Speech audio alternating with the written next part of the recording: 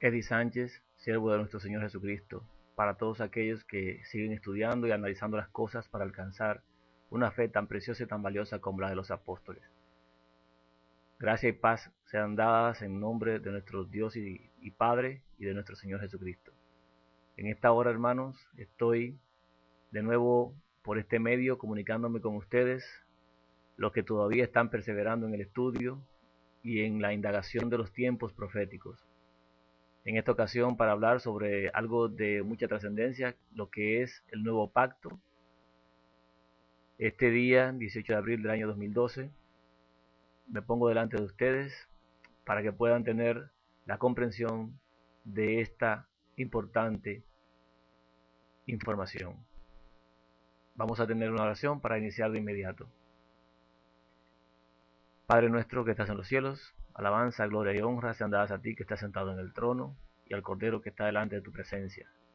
Gracia y paz sean dadas también a todos aquellos que están en este mundo luchando, perseverando en una fe que hemos recibido, la fe del conocimiento del Padre y del Hijo.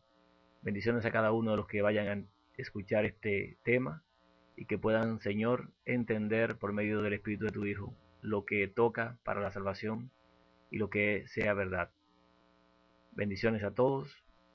Junto con el perdón de nuestros pecados pedimos que nos des el entendimiento. En el nombre bendito y santo de tu Hijo unigénito, Yahshua HaMashiach, tu Cordero. Así sea.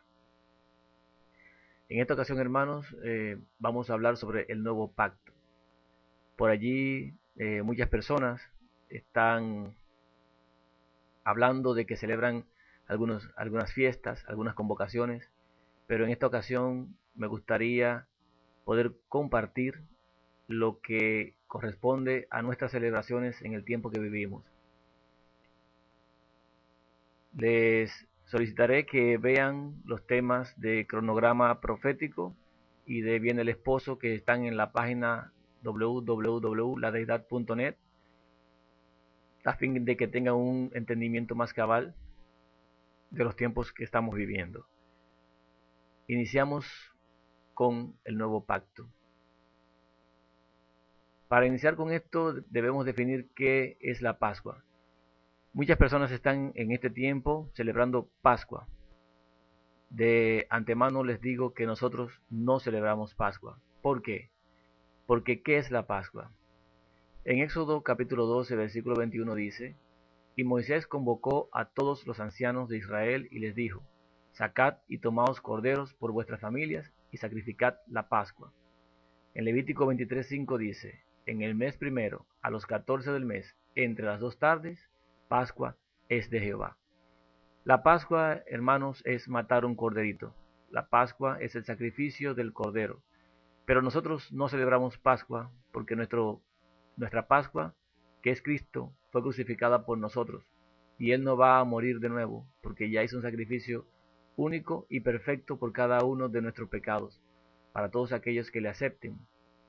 Entonces, la Pascua no es más que la muerte del Cordero o el sacrificio del Cordero. Por eso dice que el mes primero a los 14 del mes, entre las 2 tardes, Pascua es de Jehová. Las personas el día 15 se comían la Pascua. Es un esquema más o menos como este. El día se compone de 4 partes, que sería la parte de 6 horas de un lado de la noche, 6 horas la hora de la madrugada, luego 6 horas que son la parte de la mañana y luego 6 horas que son la parte de la tarde, en términos de lo que conocemos como un ciclo de 24 horas, pero sabemos que nuestro día es de puesta de sol a puesta de sol. Así que desde que el sol se pone hasta que el sol eh, vuelve otra vez a surgir, todo ese tiempo es parte de la noche. Y cuando el sol sale en la mañana, entonces ya es parte del ciclo del día. ¿Dónde debía ser muerto entonces el cordero? Comprendiendo que este ciclo completo equivale a un día. Y que el día siguiente, que era el día 15, vamos a ejemplificar la parte oscura solamente, las primeras horas del día 15, para saber qué se hacía en este tiempo, de acuerdo a lo que se narra en Éxodo y en Levítico. La muerte del cordero debía ejecutarse entre las 2 tardes, justo como marca esta flecha. Eso significa que debía ejecutarse esta Pascua, o la muerte, en eso de las 3 de la tarde del día. porque la primera parte de la tarde, o la primera tarde era del mediodía, de las 3, y la otra parte era la que correspondía desde esa hora hasta la puesta del sol. Entendiendo esto, las personas comían la Pascua en la parte oscura o en las primeras horas del día 15, luego de estar esta cocida. ¿Qué es realmente lo que se hace el día 14? Porque si nosotros no celebramos Pascua, porque no matamos corderitos, entonces ¿qué hacemos? En 1 Corintios 11:25 dice, asimismo tomó también la copa después de haber cenado, diciendo, esta copa es el nuevo pacto en mi sangre, haced esto todas las veces que la bebiereis en memoria de mí. De aquí sacamos lo siguiente, nosotros tampoco celebramos una cena o una santa cena como le llama el mundo religioso. Si nos damos cuenta, los israelitas o los judíos celebran Pascua. Los cristianos modernos de las iglesias celebran una santa cena. Nosotros no hacemos ni una cosa ni la otra, porque tenemos una comprensión y un entendimiento claro de las escrituras en este tiempo. ¿Qué es lo que nosotros entonces hacemos el día 14? No entre las 2 tardes, sino en las primeras horas. Que, así como el Señor estableció, renovamos un pacto, porque esa copa que se toma es justamente la renovación del pacto en la sangre del Hijo de Dios. Y cada vez que lo hacemos, hacemos memoria de la muerte que Él ejecutó o que ofreció su vida el día 14 entre las 2 tardes de la parte clara. Entonces podemos ver que el día 14, según el esquema, entre las 2 tardes, o sea, al finalizar prácticamente el día 14, se hacía la Pascua. No lo hacemos, sino que en las primeras horas del mismo día 14, nosotros renovamos un pacto que fue lo que el Señor hizo. No es una santa cena, porque nosotros no cenamos, sino que renovamos un pacto. Si nos damos cuenta, en 1 Corintios dice claramente que fue después de haber cenado que Él estableció el pacto. Por lo tanto, el pacto no es parte de una cena. La parte de la cena era un ceder, algo ceremonial que se hacía, previo a lo que se ejecutaba al día siguiente como Pascua. El Señor, sabiendo que iba a tener que morir al día siguiente entre las 2 tardes, pues como estaba a punto de vencer el antiguo pacto, hizo una renovación antes de que ese venciese, diciéndonos a nosotros que ya no celebramos Pascua, no matamos cordero, sino que ahora nosotros tenemos que hacer una renovación de pacto en la sangre de Él, recordándonos que Él tomó nuestro lugar. En Lucas 22:20 dice un apoyo, porque tiene que ser por 2 o más testigos, la aseveración de algo, la aceptación de algo. Dice allí que de igual manera, después que hubo cenado, tomó la copa diciendo, esta copa es el nuevo pacto en mi sangre que por vosotros se derrama. Por lo tanto, fue después que cenó que realizó la renovación del pacto o el establecimiento del nuevo pacto en el caso de esa noche. Teniendo claro esto, que no celebramos Pascua, y teniendo claro que tampoco celebramos una Santa Cena, entonces podemos entender qué significa lo que ocurrió esa noche, qué realmente se hace el día 14 en las primeras horas de ese día. ¿Qué sucedió esa noche del día 14? ¿Qué aconteció? En Hebreos 8:13 dice, al decir nuevo pacto, ha dado por viejo al primero, y lo que se da por viejo y se envejece está próximo a desaparecer. ¿Qué ocurrió? Sencillamente, mis hermanos, que el viejo pacto que había sido establecido sobre un cordero o sobre los corderos que anualmente eran sacrificados, una sangre cada año que entraba el sumo sacerdote con sangre de ese cordero a presentar delante de Dios para que sean transferidos los pecados del pueblo a ese cordero, ese pacto se daba por viejo. Ese primer pacto se da como que ya está envejecido y está próximo a desaparecer, porque el nuevo pacto se estableció en las primeras horas de ese mismo día. No como muchas personas dicen que el Señor estableció la cena, o cenó, mejor dicho, que el Señor cenó el día 13. No cenó el día 13. Justamente la cena o el ceder se hacía el mismo día 14, pero Él en ese mismo día, como no podía cambiar los tiempos y no podía cambiar su reloj profético dado en el santuario, justamente nos da a nosotros la lección, nos da la enseñanza de que esa renovación debe hacerse el mismo día que el cordero debía morir, pero en las primeras horas.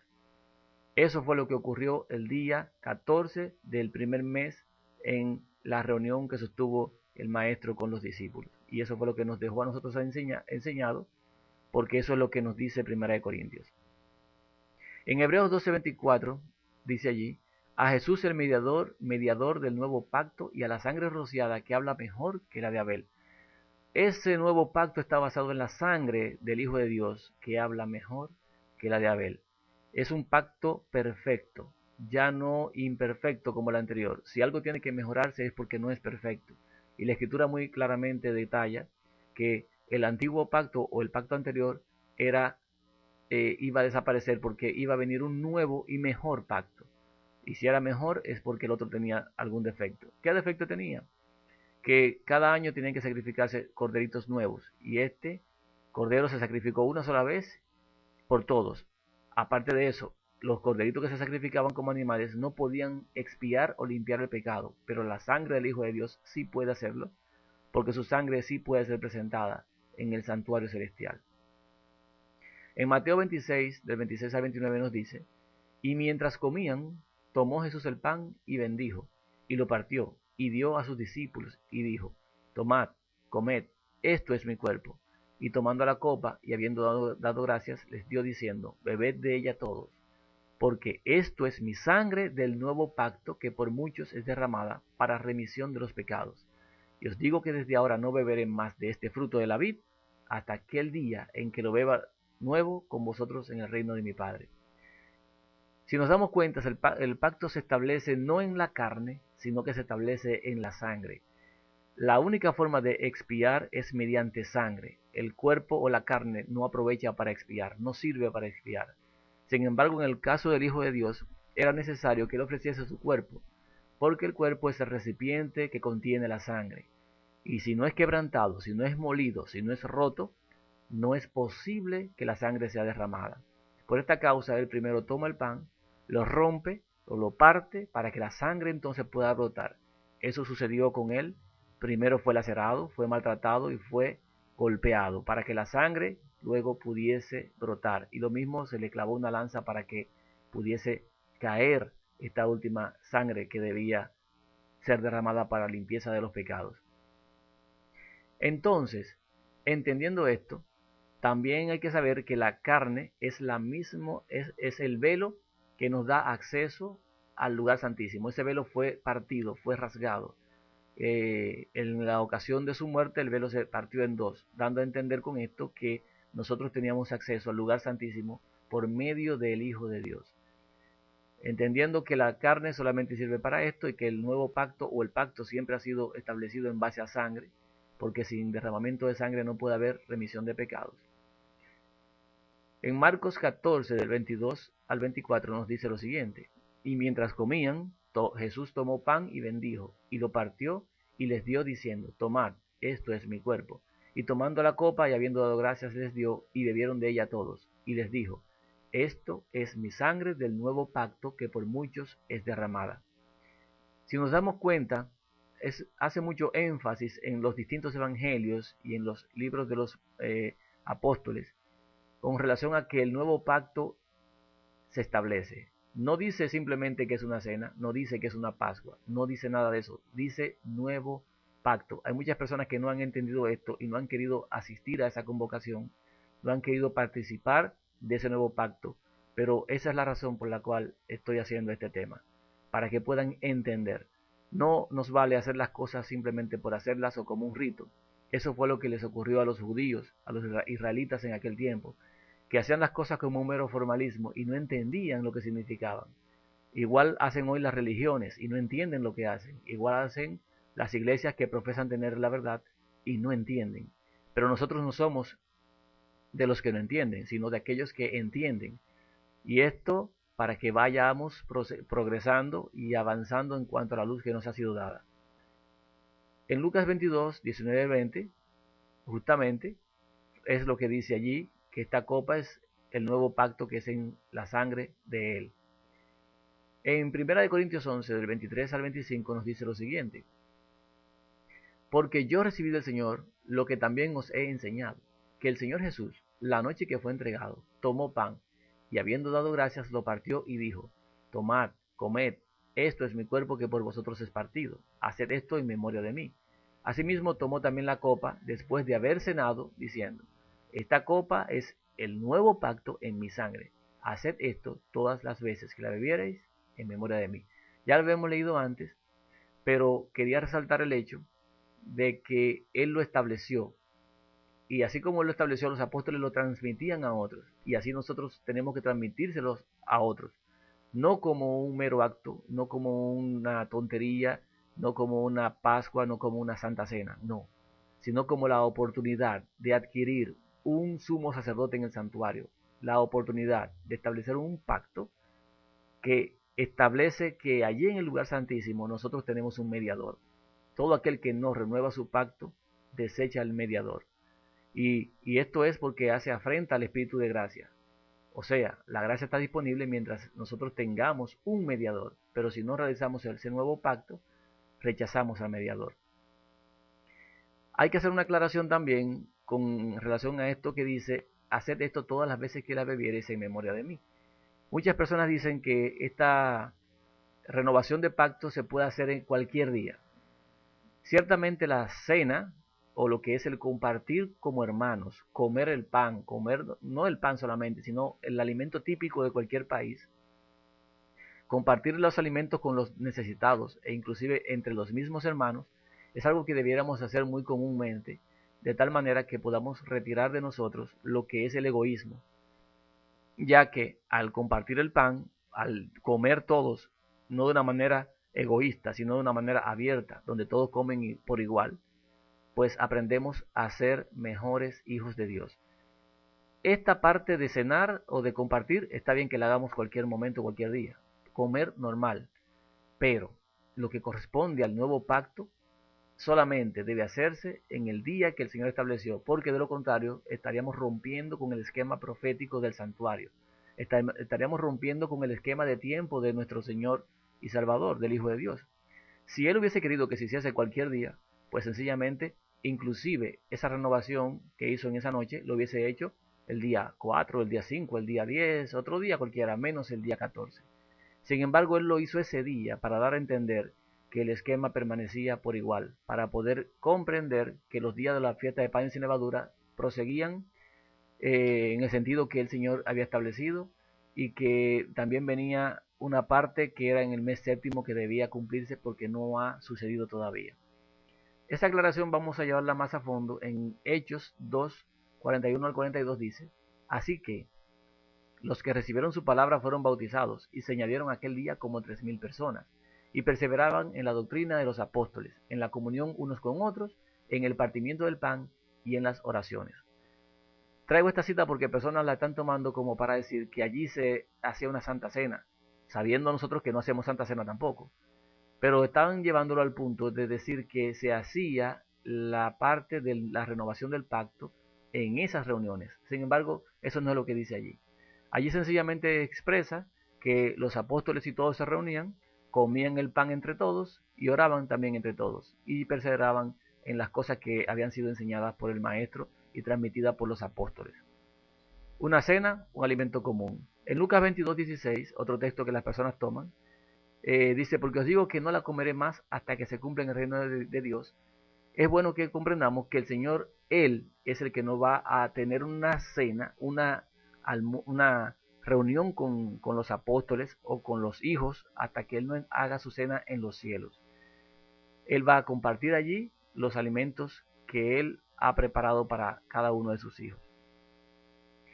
En Hechos 26 al 7 dice: y nosotros, pasados los días de los panes sin levadura, navegamos de Filipos, y en 5 días nos reunimos con ellos en Troas, donde nos quedamos 7 días.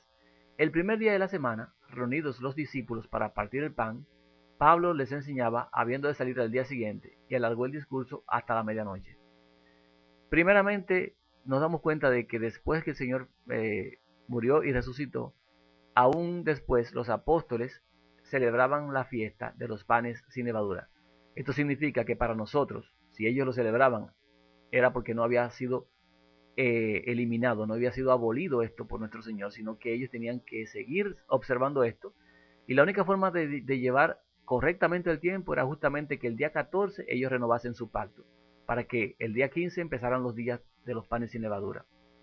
Lo demás es que esta cita habla de que los apóstoles el primer día de la semana se reunían o estaban reunidos para partir el pan. Reunidos para partir el pan no es para tomar el vino. Si nos damos cuenta, es simplemente una expresión común entre ellos que se reunían para comer en familia. Y el alimento que tenían más a la mano era justamente el pan. No se establecía que el primer día de la semana siempre había que hacer una renovación de pacto. Esto lo hacen los religiosos que celebran sus reuniones y dan un pancito y dan un vino cada primer día de semana. El Señor no instituyó eso. Él simplemente dio una renovación de pacto el día que correspondía. Hago el énfasis, hago la aclaración, porque ninguno tiene necesidad de errar en esto. En Marcos 3:20 dice, y se agolpó de nuevo la gente, de modo que ellos ni aún podían comer pan. Estoy hablando de un evento en el cual el Señor le acusaron de echar demonios por Belcebú. Y aquí es donde él da la explicación maestra de la blasfemia contra el Espíritu Santo, diciendo que lo que no se puede es decir que el Espíritu que estaba en ese cuerpo, que era el Espíritu Santo, que era el Hijo mismo en su forma divina, que estaba en ese cuerpo dándole vida, era un espíritu de demonio. Entonces el que dijera eso blasfemaba contra justamente el Hijo de Dios. Sin embargo, en esta cita nos dice que la gente no se podía reunir para comer pan, no podían siquiera comer pan de tanto que estaban despegados, tan unidos que estaban, tanta gente junta. Eso significa, hermanos, que estaban celebrando la cena, la renovación del pacto allí. No estaban renovando ningún pacto porque todavía el Señor estaba con vida, no era siquiera cercano a la fecha de la Pascua que correspondía para el Señor establecer la renovación o su nuevo pacto. Esto es un evento que lo traigo a colación solamente para que vean que ellos comían pan de una manera rutinaria, se reunían para ello. En Lucas 24, del 30 al 31 dice, y aconteció que estando sentados con ellos a la mesa, tomó el pan y lo bendijo, lo partió y les dio. Entonces les fueron abiertos los ojos y le reconocieron, mas él se desapareció de su vista. ¿Qué estamos viendo aquí? Estamos viendo que después que el Señor resucitó, y esto es el hecho de cuando se reunió con los que iban camino de Maús, esos apóstoles, ellos no le conocieron y ellos llegaron hasta su lugar que iban y el Señor llegó con ellos, pero él partió el pan. ¿Qué significa esto? ¿Que el Señor celebró una renovación de pacto con ellos allí? No significa eso. Simplemente que estaban en los días de la fiesta de panes sin levadura todavía, ellos tenían pan en su casa y como era costumbre tenían que comer pan, para que las personas no vayan a pensar ahora otra vez que es una renovación de pacto que se hace todos los primeros días de semana. Simplemente comer pan, normal. Hechos 27, 33 al 35 dice, cuando comenzó a amanecer, Pablo exhortaba a todos que comiesen diciendo, este es el 14º día que veláis y permanecéis en ayunas, sin comer nada. Por tanto, os ruego que comáis por vuestra salud, pues ni aun un cabello de la cabeza de ninguno de vosotros perecerá. Y habiendo dicho esto, tomó el pan y dio gracias a Dios en presencia de todos, y partiéndolo comenzó a comer. ¿Nos damos cuenta? Aquí no aparece tampoco el vino, no aparece. ¿Por qué? Porque no están haciendo una renovación de pacto, están simplemente compartiendo el pan. Les hago la aclaración porque la única ocasión en la que nosotros tomamos el vino para renovación de pacto, porque el pacto se hace en la sangre, no en el cuerpo, no es en el pan, es el día 14 en las primeras horas. Por eso, en la cita que hemos visto hasta ahora, no aparece vino. ¿Por qué? Porque no puede haber expiación ni limpieza de pecados sin sangre. Y la única forma de establecer un nuevo pacto o de que nuestros pecados recaigan sobre nuestro Señor como Cordero nuestro es justamente depositándolo mediante ese pacto. 1 Corintios 10, 16 al 17 dice, la copa de bendición que bendecimos no es la comunión de la sangre de Cristo. El pan que partimos no es la comunión del cuerpo de Cristo. Siendo uno solo el pan, nosotros, con ser muchos, somos un cuerpo, pues todos participamos de aquel mismo pan. Nos damos cuenta de que aquí sí hace alusión el discípulo a lo que es la renovación de pacto, porque aquí sí nos habla de la copa, aquí sí nos habla de ello, pero también nos habla del pan. Muchas personas se pusieron en esta ocasión a decir que el pan tenía que ser uno solo, o que el vino tenía que ser una sola copa, pero en realidad, hermanos, no importa si es uno, si son 10, si son 12 o 13, no importa eso, porque inclusive en el santuario, en la parte del lugar santo, hay dos pilas y hay 12 panes. Entonces, no es un solo pan, son 12 panes, entendiendo que cada tribu le corresponde un pan. Lo importante de todo esto, mis hermanos, es que aunque cada tribu coma un pan diferente, es que la masa de la que fueron hechos esos panes es la misma. Por lo tanto, no importa cuántos panes se hagan, sino que la masa sea la misma. Porque un poco de levadura, dice la escritura, leuda toda la masa. Entonces, si una masa está leudada, puede hacer 1000 panes y van a salir panes leudados. Pero si una masa no está leudada, puede hacer la cantidad de panes que necesite y la masa y el pan va a ser igual por más panes que haga. Así que no nos enredemos en estas cuestiones sin sentido y veamos lo que es la masa, porque todo el que come de la misma masa come del mismo cuerpo. Yo les diría un ejemplo. Yo, por ejemplo, soy un solo cuerpo, pero si yo me corto un dedo y lo pongo sobre una mesa, ese dedo tiene todo mi ADN igual. Si me corto la mano, igual. Si me corto un pie, igual. Todos son parte del mismo cuerpo. Y ya no importa que esté seccionado o dividido o partido, es el mismo cuerpo. Eso es lo importante, que aunque esa masa sea partida en diferentes panes, es la misma masa. Es el mismo pan en relación a lo que el Señor ha establecido. Lo mismo sucede con la copa. Lo que bebemos, que es el vino, fruto de la vid, debe ser de un solo tipo. No podemos mezclar, porque entonces sí tendremos dos tipos distintos de lo que es sangre en este caso. No podemos tener dos tipos diferentes. La uva tiene que ser de un solo tipo. El pan, preferiblemente, hermanos, lo mejor es lo que hay que darle al Señor. El pan debe ser un pan eh, integral, con harina integral, con aceite de oliva y su poquito de sal, porque Él es la sal de este mundo, es el que ha dado el sabor, es Él. Entonces debe prepararse con estos ingredientes y no se debe permitir que leude la masa cuando se prepara y cuando se pone a hornear. Tiene que hacerse de inmediato para que no suba la masa. En el caso del vino, pues simplemente uva molida o machacada para sacarle el vino. No busquemos uva mezclada de distintos tipos y no, eh, no compremos, si no hay necesidad, si se puede conseguir uva, no compremos lo que son estos químicos que preparan en laboratorio, que parecen, porque el Señor no fue contaminado ni es tampoco, eh, su sangre debe ser lo más natural posible. Eso es lo que tenemos que entender. Pero si no hay posibilidad de conseguir nada de esto, pues hermano, lo importante es que usted le dé lo mejor al Señor, no lo peor, sino lo mejor. En 1 Corintios 11, 23 al 26 dice, porque yo recibí del Señor lo que también nos fue enseñado, que el Señor Jesús, la noche que fue entregado, tomó pan. ¿Qué día fue que el Señor hizo esto? La noche que fue entregado, justamente el día 14 en sus primeras horas. No fue el 13, no fue el 15, fue el mismo día que tenía que morir antes de que el pacto viejo venciese en la tarde del día siguiente, de ese mismo día, pero en la parte clara. Entonces, ¿qué hizo él esa noche que fue entregado? Que tomó pan y habiendo dado gracias lo partió y dijo, tomad, comed, esto es mi cuerpo que por vosotros es partido. Haced esto en memoria de mí. Asimismo tomó también la copa después de haber cenado diciendo, esta copa es el nuevo pacto en mi sangre. Haced esto todas las veces que la bebieres en memoria de mí. Así pues, todas las veces que comieres este pan y bebieres esta copa, la muerte del Señor anunciáis hasta que Él venga. ¿Qué significa esto? Que si nosotros hacemos renovación de pacto cualquier día, todos los días que querramos, estamos simplemente anunciando que ese día que lo hacemos, la parte clara, entre las dos tardes el Señor muere.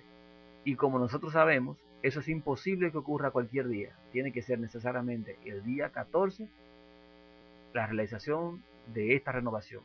porque nosotros no podemos estar anunciando la muerte del Señor todos los días del año. Porque el que hace esto hace afrenta al Espíritu de gracia y convierte en inmunda la sangre de nuestro Señor, porque el pacto se toma como un relajo, como algo sin sentido y sin valor, porque yo voy a pecar hoy y mañana voy a hacer mi nuevo pacto. Y el Señor lo que nos dice es, con esa renovación de pacto, que nosotros debemos permanecer santos delante de Él, que debemos hacer todo lo posible por vencer al enemigo. Y eso no lo vamos a hacer cada día comiendo y bebiendo el cuerpo y la sangre del Señor. ¿Cumplieron entonces los padres el pacto que Dios hizo con ellos antes? Porque Él hizo un pacto con ellos. Muchas personas se jactan hoy de decir, bueno, porque los judíos son justos, porque ellos llevan la ley. Pero Pablo dijo que por qué ellos quieren poner sobre los que están convirtiéndose un yugo que aún ni los padres pudieron llevar. O sea, le quieren imponer cosas y cargas que ni los padres cumplieron, porque aquí dice claramente, en lo que voy a leer, que los padres violaron el pacto. En Hebreos 8:9 dice, no como el pacto que hice con sus padres el día que los tomé de la mano para sacarlos de la tierra de Egipto, porque ellos no permanecieron en mi pacto, y yo me desentendí de ellos, dice el Señor. En Jeremías 31:32 dice lo mismo, no como el pacto que hice con sus padres el día que tomé su mano para sacarlos de la tierra de Egipto, porque ellos invalidaron mi pacto, aunque fui yo un marido para ellos, dice Jehová. En pocas palabras, hermanos, los padres, y voy a hablar en este caso de Abraham que creyó a Dios y se circuncidó, como dice esta cita, en Gálatas 3:6, que dice, así Abraham creyó a Dios y le fue contado por justicia. Abraham, que es el padre de la fe, invalidó también el pacto, pero Abraham se circuncidó. Abraham se circuncidó. Entonces, ¿el pacto era en la circuncisión o era otro el pacto que el Señor había establecido con ellos? Les voy a decir una cosa, hermanos. El pacto que Dios hizo con los padres, con los antiguos, es el mismo pacto que ha renovado con nosotros. La única diferencia entre los dos pactos es que aquel estaba basado en sangre que no podía expiar los pecados, pero este está basado en la sangre perfecta del Hijo de Dios. Entonces, si esa es la única diferencia, ¿qué es lo que el Señor le pidió a ellos en el primer pacto y qué es lo que nos pide a nosotros en este segundo pacto o renovación de pacto en su sangre? Lo que Él nos pide justamente es creer y obedecer. El pueblo judío, los israelitas, se equivocaron porque entendieron que en el cumplimiento de la ley estaba el cumplimiento del pacto, y no fue así. La ley simplemente estaba basada en ritos, en sacrificio de corderos y en todo lo demás, y en la circuncisión. Pero eso no daba razón para que el pacto fuese válido, sino la obediencia. Y lamentablemente todos ellos, a pesar de que se circuncidaban, a pesar de que hacían los ritos, no obedecieron ni entendieron lo que ellos hacían y no pudieron avanzar y se quedaron. Entonces, Abraham le creyó a Dios, pero las cosas no se quedan solamente en creer. Dice Romanos 10:10, con el corazón se cree para justicia y con la boca se confiesa para salvación. O sea, tiene que haber una parte de creer y una parte de obedecer. Y la obediencia equivale a dar testimonio. Entonces, cuando Abraham le creyó a Dios, fue necesario que hubiese derramamiento de sangre para que el pacto tuviese validez, para que Abraham entendiese el pacto y para que diese testimonio de haber creído, porque ciertamente en su corazón Abraham le creyó a Dios, pero tenía que haber una demostración para todos los seres que están observando en el universo de que Abraham verdaderamente era obediente a aquello que había creído. Tiene que demostrarlo. Y para ello el Señor le pidió que se circuncidara y circuncidara a todo varón dentro de las tribus. Y esto Abraham lo cumplió perfectamente. Pero hubo otro momento en el que la obediencia falló. ¿Cuándo? Cuando la promesa debía ser dada, él confió más en su mujer, en una decisión que no venía de Dios. Ahí vemos cómo se quebranta el pacto, cuando no se obedece completamente a Dios. Y ese pacto era renovado cada año. En esta ocasión, esa sangre, que era la del prepucio al ser cortado, simplemente lo que hacía era que el hombre se comprometía o hacía pacto el hombre con Dios a que iba a ser apartado para él. De esta manera, los que eran apartados, el Señor los ponía como hijos suyos porque obedecían a lo que Abraham le había sido dado. Así que, de esta manera, todos estos circuncidados se hacían hijos por la circuncisión y dejaban fuera, porque no tenían ningún mediador ni ningún sumo sacerdote, los gentiles. Así que no tenían expiación por pecados. Esa era la diferencia grande y enorme.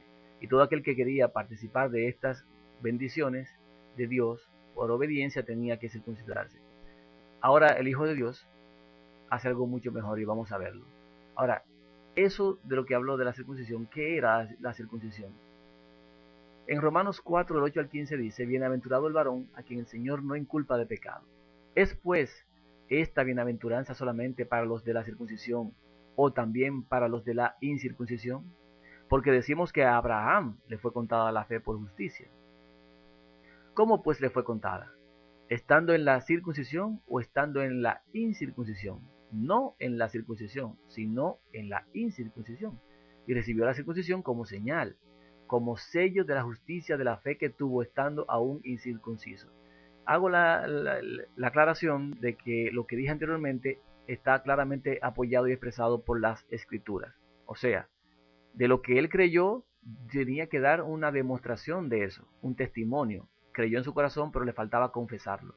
Así que recibió esto como un sello de la justicia que él tuvo, porque a él se le contó por justicia el creerle a Dios estando incircunciso. ¿Para qué? Para que él fuese padre de todos los creyentes no circuncidados, a fin de que también a ellos la fe les sea contada por justicia. O sea que los que son de la fe son los que se salvan, no los que se circuncidan, porque no es con creer, sino con obedecer. Y la circuncisión no demuestra que hemos obedecido, porque ya estamos ahora en la parte que corresponde a la simiente. Y en la simiente es que serán benditas todas las naciones. No por la circuncisión, sino por la simiente. Y vamos a ver por qué cambió esto. Versículo 12. Y padres de la circuncisión para los que no solamente son de la circuncisión, sino que también siguen las pisadas de la fe que tuvo nuestro padre Abraham antes de ser circuncidado. O sea, hermanos, que dice este versículo, que no es por ser circuncidado, sino por tener la fe que tuvo Abraham. Entonces, ¿de qué sirve la circuncisión sin fe? De nada. ¿De qué sirve la fe sin obedecer? ¿Qué es lo que corresponde el día de hoy? De nada. Porque, versículo 13, porque no por la ley fue dada a Abraham o a su descendencia la promesa de que sería heredero del mundo, sino por la justicia de la fe. En pocas palabras, a Abraham no se le dio la promesa porque se le mandara a circuncidar, sino que se le dio desde antes, por la justicia de la fe que él tuvo. Porque, versículo 14, si los que son de la ley son los herederos, vana resulta la fe y anulada la promesa. Esto significa que si los que se circuncidan son los que se salvan, entonces no nos sirve de nada lo que hayamos creído y tampoco nos sirve el Hijo de Dios, que era la simiente prometida, en la cual serían benditas todas las naciones, en esa simiente. Así que los que se circuncidan el día de hoy hacen afrenta contra el Espíritu de gracia y desechan al Hijo de Dios. Eso lo dice Pablo en Gálatas. Pueden leerlo, lo pueden leer del Código Real, que está mucho más claro. No lean los escritos que ponen, los comentarios que ponen los rabinos, los rashí que están allí, no. Lean ustedes solos la escritura y vean lo que dice ahí.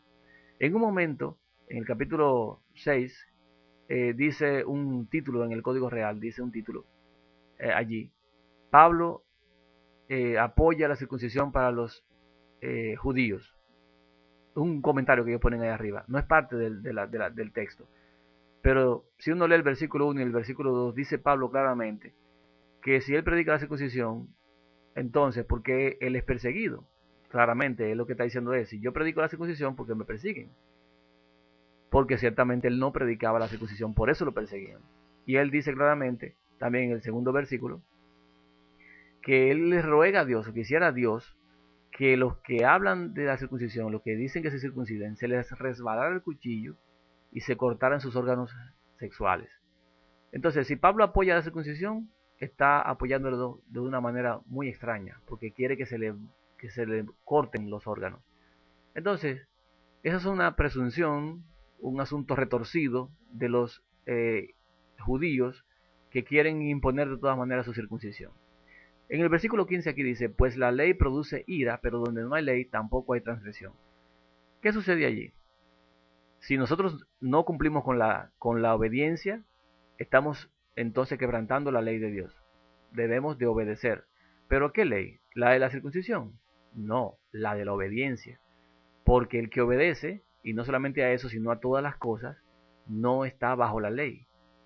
Entonces, si no está bajo la ley para él es como si no existiese. Pero eso no significa que la ley no existe, sino que nosotros debemos ser obedientes para que la ley no nos haga transgresores. Entonces, ¿cuál es el mandato el día de hoy? Es muy simple, mis queridos hermanos. El mandato de Abraham al creer fue que se circuncidara. Hoy el mandato del Hijo de Dios, o sea, esa simiente prometida, es que al creer nos bauticemos. Ese es el mandato. Por lo tanto, hoy son hijos de la promesa aquellos que creyendo obedecen. Muchas personas no quieren bautizarse el día de hoy. Muchas personas no quieren. Dicen que no hay necesidad. Pero este es un requisito imprescindible, porque la Escritura dice, el que creyere y fuere bautizado. Y el que creyere justamente es el que creyere que Jesús, o Yahshua, es el Hijo unigénito de Dios. Y este cambio, de esta manera simbolizado, lo que establece es lo siguiente, que la circuncisión ha llegado a ser para nosotros lo que hoy llamamos el bautismo. Esa es la parte de la obediencia. Ya no es por la circuncisión, porque el Hijo de Dios se hizo esclavo de la circuncisión para podernos liberar de eso. Ahora, Él se bautizó para enseñarnos que eso es lo que debemos hacer. Y lo que decíamos anteriormente del antiguo pacto, que era la Pascua, que se hacía en base a ese corderito, ahí se depositaban los pecados para el pueblo, se ha convertido en el nuevo pacto, que es en el pan y vino, o lo que es el cuerpo y la sangre de nuestro Señor. El mismo día que se efectuaba el uno, se efectúa el otro, pero en las primeras horas. Y todo permanece como el Señor lo estableció. En Jeremías 31, del 31 al 34, que es un paralelo con Hebreos 8, del 8 al 11, nos dice lo siguiente. He aquí que vienen días, dice Jehová, en los cuales haré nuevo pacto con la casa de Israel y con la casa de Judá. Pongo esto así en resaltado, casa de Israel y casa de Judá, porque aunque aparecen los dos en este versículo, más adelante el pacto no se hace con Judá, solamente se hace con la casa de Israel. ¿Por qué? Porque Judá, el pacto que se quería hacer con ellos, lo rechazaron. Y ellos fueron dejados solamente para vivir por la simiente. Ya no podían vivir por la circuncisión ni por la ley que ellos tenían, sino que ahora tienen que aceptar la simiente. Entonces tienen que ser de la casa de Israel si desean salvarse. Los judíos no tienen vida si no es en el Hijo en estos días. Sigue diciendo, no como el pacto que hice con sus padres el día que tomé su mano para sacarlos de la tierra de Egipto, porque ellos invalidaron mi pacto, aunque fui yo un marido para ellos, dice Jehová.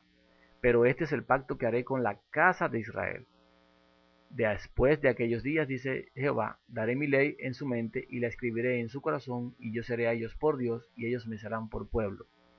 Y no enseñarán más ninguno a su prójimo, ni ninguno a su hermano diciendo, conoce a Jehová, porque todos me conocerán, desde el más pequeño de ellos hasta el más grande, dice Jehová, porque perdonaré la maldad de ellos y no me acordaré más de sus pecados.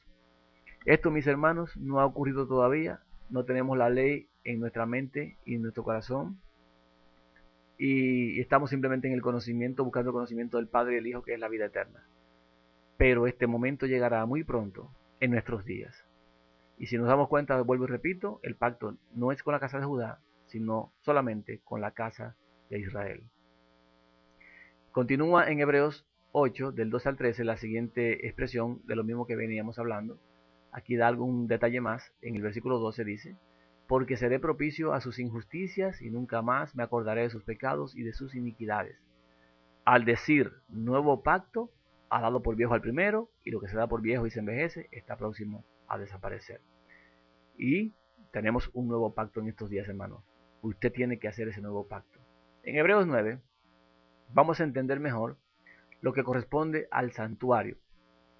vamos a entender lo que sucedió, porque el santuario terrenal es una copia del santuario celestial. El celestial es el verdadero. Y muchas personas están pensando el día de hoy que estas renovaciones de pacto, que los días de panes sin levadura, que el día de expiación, el día 10, la fiesta de tabernáculos, ya no se debe realizar, no se debe hacer, porque no hay un santuario terrenal. Sin embargo, nosotros sabemos muy claramente que todo lo que se hacía en el lugar del santuario terrenal es una imagen de lo que se hace en el santuario celestial. Y nosotros no somos de este mundo, sino que somos de la patria celestial.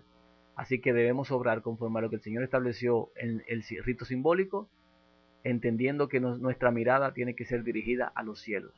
Pero no podemos dejar de participar de estas cosas, porque entonces el Señor no se agradará de nosotros. Leo. Ahora bien, aún el primer pacto tenía ordenanzas de culto y un santuario terrenal. Significa que este nuevo pacto también tiene ordenanzas y culto y tiene un santuario, pero celestial. Versículo 2. Porque el tabernáculo estaba dispuesto así. En la primera parte, llamada el lugar santo, estaba el candelabro, la mesa y los panes de la proposición. Tras el segundo velo estaba la parte del tabernáculo llamada el lugar santísimo, el cual tenía un incensario de oro y el arca del pacto cubierta de oro por todas partes, en la que estaba una urna de oro que contenía el maná, la vara de Aarón que reverdeció y las tablas del pacto. Hago una aclaración, muchas personas dicen que en el lugar santísimo no había incensario. Sí lo había, aquí está la declaración. No era el altar del incienso, era un incensario de mano que llevaba el sumo sacerdote cuando entraba a ese lugar, porque no puede ofrecer oraciones a Dios, no puede estar en ese lugar sin incienso, no puede haber intercesión sin incensario. Así que él llenaba con las brasas del altar este incensario de mano y lo llevaba a la parte del lugar santísimo. Leo en el versículo 5. Y sobre ella los querubines de gloria que cubrían el propiciatorio, de las cuales cosas no se puede ahora hablar en detalle. Y así dispuestas estas cosas, en la primera parte del tabernáculo, entran los sacerdotes continuamente para cumplir los oficios del culto. Significa esto, mis hermanos, que en el lugar santo el sacerdote entraba en el año cuantas veces se ofrecía.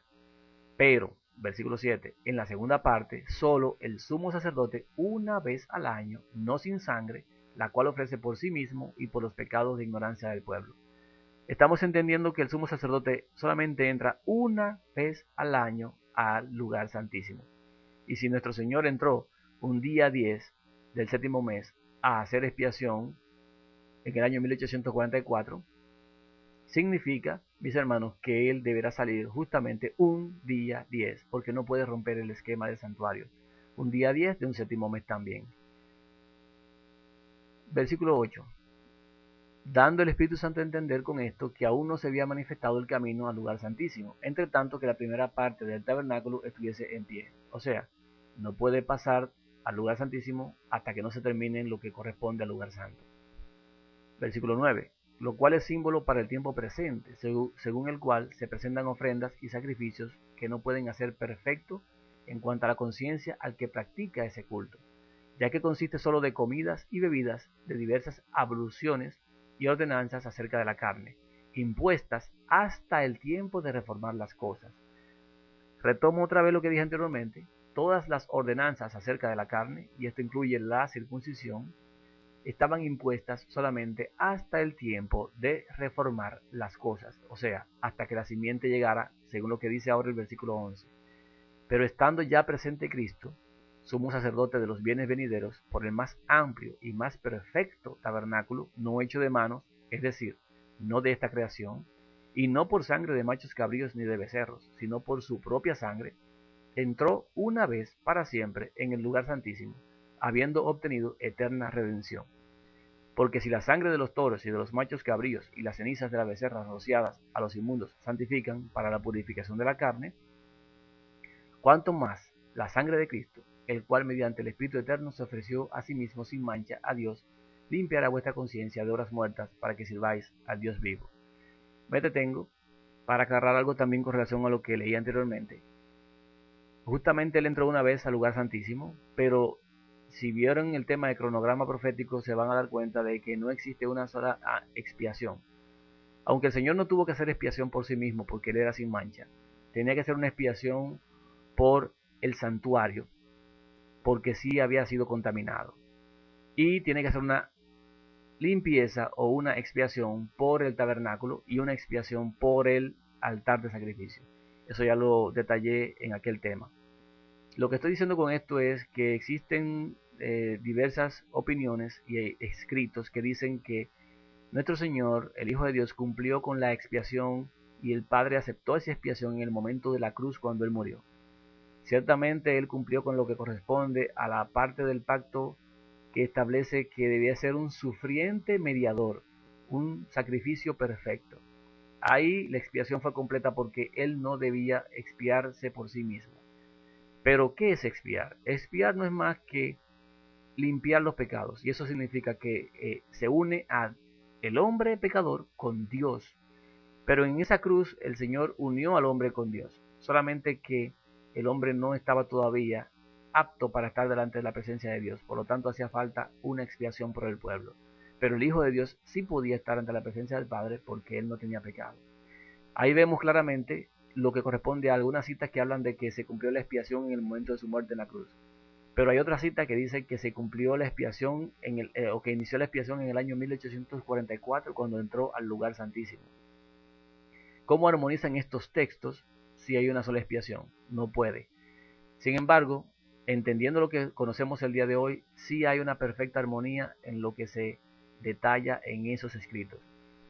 Así que lo importante no es, mis hermanos, si una cosa ocurre o no ocurre, sino que podamos entender. Y la pregunta correcta debe aplicarse.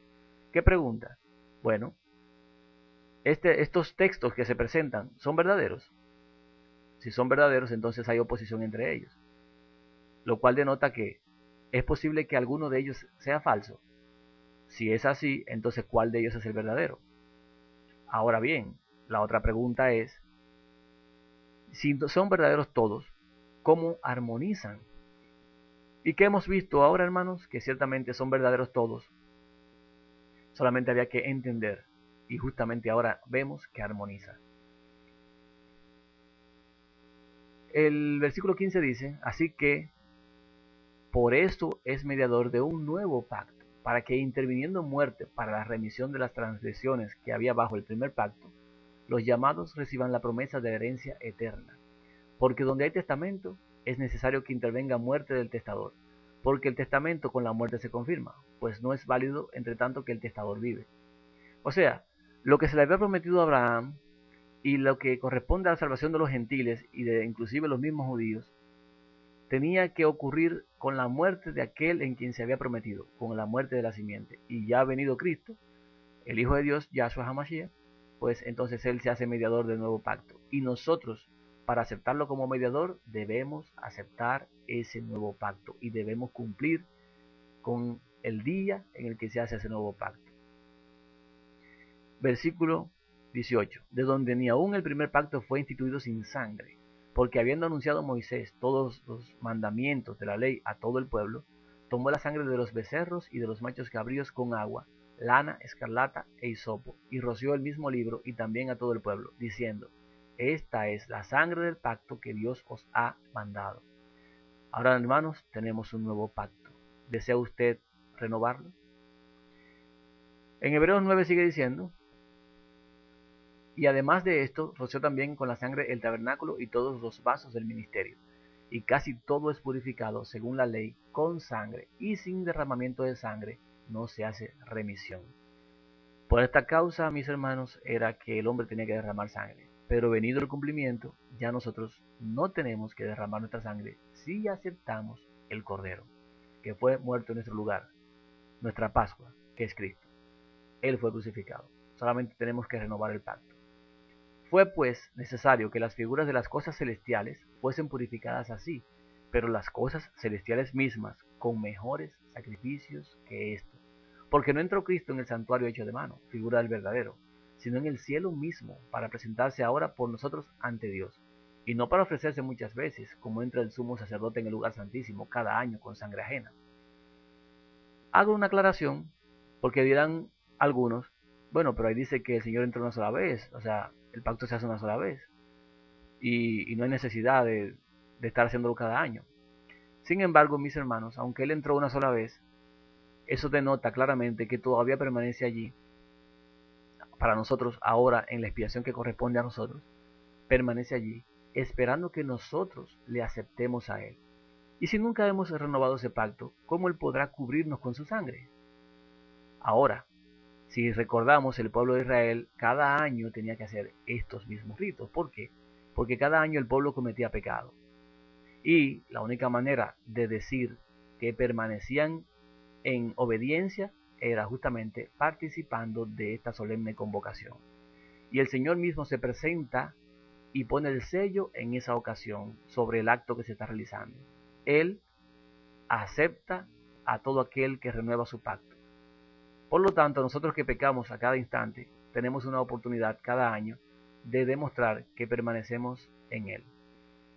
Versículo 26 dice: de otra manera le hubiera sido necesario padecer muchas veces desde el principio del mundo, pero ahora, en la consumación de los siglos, se presentó una vez para siempre por el sacrificio de sí mismo para quitar de en medio el pecado. Y de la manera que está establecido para los hombres que mueran una sola vez y después de esto el juicio, así también Cristo fue ofrecido una sola vez para llevar los pecados de muchos, y aparecerá por segunda vez, sin relación con el pecado, para salvar a los que le esperan. Mis hermanos, teniendo en claro estas cosas, también voy a decir que en ocasión de su sacrificio, el día 14, Él también cumplió con el sacrificio que correspondía a la muerte del macho cabrío, del macho, en el día 10, y lo voy a ver más adelante. En Hebreos 10 dice: porque la ley, teniendo la sombra de los bienes venideros, no la imagen misma de las cosas, nunca puede, por los mismos sacrificios que se ofrecen continuamente cada año, hacer perfectos a los que se acercan. De otra manera cesarían de ofrecerse, pues los que tributan este culto limpios una vez no tendrían ya más conciencia de pecado. Hago la salvedad, hermanos, de que aunque nosotros sabemos que el Señor ofrece su sangre en los cielos, en el santuario celestial, la ofrece todavía delante de su Padre por nosotros. O sea, no que hay muerte nuevamente, sino que la sangre que ya se derramó una vez, Él la sigue presentando delante de su Padre. Pero nosotros, que no somos limpios, debemos ir cada año a aceptar ese sacrificio, a renovar nuestra relación con el Señor, diciendo que permanecemos en Él. Versículo 3. Pero en estos sacrificios cada año se hace memoria de los pecados. ¿Nos damos cuenta, hermanos? En esta reunión que hacemos cada año, hacemos memoria de los pecados, porque la sangre de los toros y de los machos cabríos no puede quitar los pecados. Así que no hacemos memoria de los pecados que ya fueron borrados el año anterior, sino que hacemos memoria de los pecados que aún no han sido borrados del año en curso. ¿Estamos comprendiendo? Los pecados del año anterior, esos son limpios totalmente. El día 10 del séptimo mes el Señor los limpia, porque lo aceptamos el día de la muerte del Cordero, antes de que muera el Cordero. Él muere en nuestro lugar, ya murió en nuestro lugar, solamente hay que aceptarlo. Así que ahora, mis hermanos, hacemos una renovación de pacto por los pecados de este transcurso, del año en que estamos viviendo. Eso es lo importante. De lo contrario, nos quedamos con nuestros pecados de este año. Eso no significa que una vez salvo, salvo para siempre. ¿Estamos entendiendo? O sea, si lo hice una vez, ¿eso significa que los pecados futuros y todo lo que demás están perdonados? No. Solamente se perdonan los pecados que yo confieso. Así que, hermanos, tengan muy presente esto. Deben asistir a las convocaciones cada año para que los pecados de ese año en curso se limpien. Por la misma sangre, ciertamente, pero los pecados son nuevos.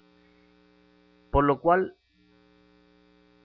entrando en el mundo dice: sacrificio y ofrenda no quisiste, más me preparaste cuerpo. Holocaustos y expiaciones por el pecado no te agradaron. Entonces dije: he aquí que vengo, oh Dios, para hacer tu voluntad, como en el rollo del libro está escrito de mí. Ese cuerpo que el Padre le preparó, aprovecho para decir, es el cuerpo que le pertenecía al Espíritu Santo, porque el Espíritu Santo, el Espíritu es el Señor, es el Hijo de Dios. Cuando dice la Escritura que lo que hay en el vientre de María, del Espíritu Santo, es justamente lo que está diciendo la expresión, es que ese cuerpo que estaba en ese vientre de María le pertenecía a ese Espíritu Santo, que es el Hijo de Dios en su forma divina. Esa es su naturaleza primaria. Continúo leyendo en Hebreos 10, versículo 8, diciendo primero: Sacrificio de ofrenda y holocausto y expiaciones por el pecado no quisiste, ni te agradaron, las cuales cosas se ofrecen según la ley. Y diciendo luego, he aquí que vengo, oh Dios, para hacer tu voluntad. Quita lo primero, para establecer esto último. Quita la muerte de todo esos macho cabrío, quita el derramamiento de sangre del pueblo, quita la circuncisión, quita todo eso, y establece ahora este nuevo pacto, que es en mí que se va a cumplir. Eso es lo que dice esta cita. En esa voluntad somos santificados mediante la ofrenda del cuerpo de Jesucristo hecha una vez para siempre. Y ciertamente todo sacerdote está día tras día ministrando y ofreciendo muchas veces los mismos sacrificios, que nunca pueden quitar los pecados. Pero Cristo, habiendo ofrecido una vez para siempre un solo sacrificio por los pecados, se ha sentado a la diestra de Dios, de ahí en adelante esperando hasta que sus enemigos sean puestos por estrado de sus pies. Porque con una sola ofrenda hizo perfectos para siempre a los santificados. Y nos atestigua lo mismo el Espíritu Santo después de haber dicho, este es el pacto que haré con ellos después de aquellos días, dice el Señor. Pondré mis leyes en sus corazones y en sus mentes las escribiré. Añade, y nunca más me acordaré de sus pecados y transgresiones, pues donde hay remisión de estos, no hay más ofrenda por el pecado. Así que, hermanos, teniendo libertad para entrar en el lugar santísimo por la sangre de Jesucristo, por el camino nuevo y vivo que Él nos abrió a través del velo, esto es, de su carne, y teniendo un gran sacerdote sobre la casa de Dios, acerquémonos con corazón sincero, en plena certidumbre de fe, purificados los corazones de mala conciencia y lavados los cuerpos con agua pura. Mantengamos firmes sin fluctuar la profesión de nuestra esperanza, porque fiel es el que prometió. Y considerémonos unos a otros para estimularnos al amor y a las buenas obras, no dejando de congregarnos como algunos tienen por costumbre, sino exhortándonos, y tanto más cuando veis que aquel día se acerca. Este versículo 25 no habla de que nos reunamos en las sinagogas, en los templos y en los sitios, no. Habla de congregarnos en las convocaciones. Y mucha gente tiene por costumbre no asistir a las convocaciones, no renovar su pacto y no ir a las reuniones que el Señor estableció. Debemos exhortarnos unos a otros, y más ahora en estos días, que el día de la expiación final se acerca, cuando Él saldrá del lugar santísimo. Versículo 26. Porque si pecaremos voluntariamente después de haber recibido el conocimiento de la verdad, ya no queda más sacrificio por los pecados, sino una horrenda expectación de juicio y de hervor de fuego que ha de devorar a los adversarios. El que viola la ley de Moisés por el testimonio de 2 o 3 testigos muere irremisiblemente. ¿Cuánto más castigo pensáis que merecerá el que pisoteare al Hijo de Dios y tuviere por inmunda la sangre del pacto en la cual fue santificado e hiciera frente al Espíritu de gracia? ¿Qué ustedes creen, hermanos? ¿Qué castigo mayor no merecerá el que no renueve su pacto? El que tenga por inmunda la sangre también haciéndolo cualquier día, en cualquier momento, sin importarle lo que está haciendo, anunciando la muerte del Señor todos los días. O que no lo hace ningún día y entonces espera que la gracia se acabe. El Espíritu de gracia ya no lo cubra. El castigo va a ser muy grande. Pues conocemos al que dijo, mía es la venganza, yo daré el pago, dice el Señor. Y otra vez, el Señor juzgará a su pueblo. Horrenda cosa es caer en manos del Dios vivo, pero traed a la memoria, hermanos, y esto es una amonestación, un llamado, un mensaje importante para cada uno de nosotros. Para poder permanecer y perseverar, hay que hacer esto que dice aquí. Traed a la memoria los días pasados en los cuales, después de haber sido iluminados, sostuvisteis gran combate de padecimiento. Por una parte, ciertamente, con vituperios y tribulaciones fuisteis hechos espectáculos, y por otra, llegasteis a ser compañeros de los que estaban en situación semejante. ¿Qué está diciendo aquí, hermanos? ¿Usted se acuerda cuando salió de la iglesia, cuando salió del grupo, cuando fue rechazado, cuando su pareja le sacó el cuerpo, cuando peleó con sus hijos, familiares, cuando tuvo que alejarse? Lo que lloró, lo que padeció, lo que sufrió, todo eso tiene que venir a memoria ahora para poder asegurarnos de que estamos caminando como es debido, de que podemos soportar las pruebas que van a venir también. Y si no lo sufrimos nosotros, por lo menos fuimos compañeros de aquellos que lo sufrieron y los vimos como estaban en tribulación. Eso nos tiene que alentar, porque de los presos también nos compadecisteis y el despojo de vuestros bienes sufristeis con gozo, sabiendo que tenéis en vosotros una mejor y perdurable herencia en los cielos. No perdáis, pues, vuestra confianza, que tiene grande galardón. porque os es necesaria la paciencia, para que habiendo hecho la voluntad de Dios, obtengáis la promesa. Porque aún un poquito, y el que ha de venir vendrá, y no tardará, mas el justo vivirá por fe. Y si retrocediere, no agradará a mi alma. Hermanos, el justo es aquel que cree, y el Señor no le agradará si no obedece. Si hemos creído que en la sangre del Hijo de Dios tenemos salvación, hemos de renovar ese pacto. No podemos retroceder. Hemos de bautizarnos al creer, no podemos retroceder. Pero nosotros no somos de los que retroceden para perdición, sino de los que tienen fe para preservación del alma. Anteriormente, en Hebreos 10 hablaba de que los que son santificados una vez y para siempre. Ciertamente son santificados, pero nosotros conocemos que el Señor establece un lineamiento: llamados, escogidos y fieles. Todos aquellos que han sido escogidos son santificados por la palabra. Sin embargo, puede llegar un momento en que renieguen de la palabra, como ha sucedido. Entonces, ¿qué el Señor demanda de nosotros? Que para tener un testimonio ante todos los seres que están observando, asistamos a las convocaciones y renovemos nuestra fe que hemos tenido. Hagamos una renovación de pacto. Por eso lo estableció, para que lo hagamos cada vez que llega la fecha en que debía morir el Cordero, para acordarnos de él. Así como nosotros recibimos el día Shabbat, para acordarnos del día de reposo para santificarlo según el cuarto mandamiento. No puede ser otro día, no podemos cambiar ni el Shabbat, ni el día de la renovación del pacto. Salvo la ocasión, mis hermanos, en la que hay una segunda oportunidad y este evento es tan importante que el Señor es el único evento del santuario que tiene prórroga. Por eso estoy haciendo este tema, porque hay una prórroga y la voy a compartir con ustedes para que los que no lo han hecho, lo hagan. Y los que no sabían lo que habían hecho, sepan lo que han hecho y sepan que realmente han hecho una renovación de pacto. En Hebreos 4:5 dice: porque no tenemos un sumo sacerdote que no pueda compadecerse de nuestras debilidades, sino uno que fue tentado en todo según nuestra semejanza, pero sin pecado. Nosotros tenemos un sumo sacerdote, pero no todos tienen un sumo sacerdote. ¿Quiénes tienen un sumo sacerdote? Hermanos, los que no aceptan la sangre del Hijo de Dios no tienen sumo sacerdote. En Hebreos 9:11 dice: pero estando ya presente Cristo, sumo sacerdote de los bienes venideros, por el más amplio y más perfecto tabernáculo, no hecho de manos, es decir, no de esta creación. Nosotros debemos asegurarnos un sumo sacerdote en los cielos, un sumo sacerdote que está ofreciendo una sangre, su propia sangre. Y la única forma de hacerlo es haciendo pacto con él, en su sangre. ¿Cómo hacemos esto?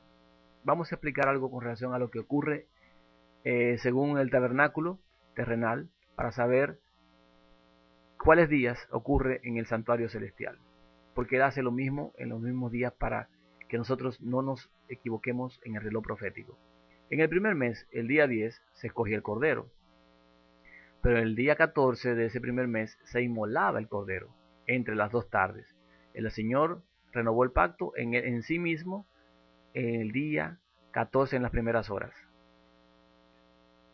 En el séptimo mes es cuando se hace la limpieza de los pecados. ¿Cómo? El día 10 se toman 2 machos. Y el día 10 se elige uno, ese mismo día, para morir por los pecados del pueblo. Y también ese día 10 se queda el otro para ofrecerlo por Azazel, para enviarlo al desierto con los pecados. O sea, lo que va a pasar con Satanás, que va a durar 1000 años en el desierto sin tener a qué intentar. ¿Qué ocurrió el primer mes y el séptimo mes? ¿Que hay sacrificios? La pregunta es, ¿podemos confundirnos en esto?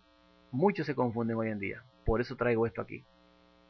El día 14 moría un cordero que era en el cual descansaban los pecados del pueblo, pero los pecados no eran limpiados ahí, no eran expiados, simplemente eran anotados en los registros del cielo, en los registros, como pecados futuros a ser eliminados o borrados. Todo aquel que participaba y tomaba ese cordero ese día, sus pecados eran anotados en el lugar del santuario. Pero se ofreció una muerte ese día por los pecados. Sin embargo, el día 10 debía morir otro y ofrecer la sangre para limpiar o expiar los pecados que habían sido anotados en esos registros. ¿Qué pasó con el Señor? ¿Tenía él que morir 2 veces? No podía morir 2 veces. ¿Pero cumplió él con los 2 sacrificios? Sí. El día 10, cuando él entró a Jerusalén, fue eh, escogido por el pueblo. Hosanna al que viene en nombre del Señor. El día 10. El día 14, él murió. Pero antes de morir, ocurrió algo. Delante de el rey, delante de Pilato, fue declarado lo siguiente: elijan entre Barrabás y este que llaman Jesús el Cristo. Allí se cumplió lo que correspondía al día 10 de elegir uno de los dos, uno por Azazel para enviarlo al desierto y otro para morir por los pecados para ser limpiado. Se cumplió en ese lugar la elección de los dos machos y el Señor tomó el lugar del que había de morir por el pueblo. O sea, que la única muerte que ocurrió fue tanto la muerte de la aceptación de los pecados en la sangre como la expiación o limpieza de los pecados en esa misma sangre. Lo que nos garantiza a nosotros esto hoy es que todos aquellos que acepten el nuevo pacto y lo renueven, tienen un sumo sacerdote en el santuario, tienen un cordero que los representa y allí se depositan los pecados de todo aquel que acepte el cordero. Pero también nos garantiza que el día 10, cuando él le toque hacer la expiación, salir del lugar santísimo, ese día los pecados de todos aquellos que renovaron su pacto en el cordero recibirán por la misma sangre limpieza de sus pecados y nunca más el Señor se acordará de ellos. Esos animales, hermanos, entonces, que morían eran sustitutos del transgresor.